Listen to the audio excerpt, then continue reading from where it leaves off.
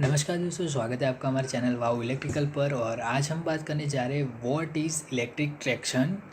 तो electric traction means using the electric power for traction system. Okay, like railway, tram, trains, trolley.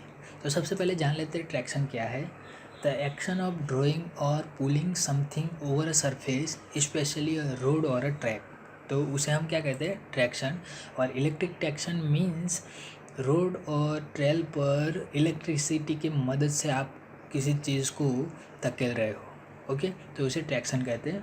Now electric traction means using the electricity for all the about machine. Now day magnetic traction is also use for bullet train and basically DC motor are used for electric traction system. तो simple है electric traction.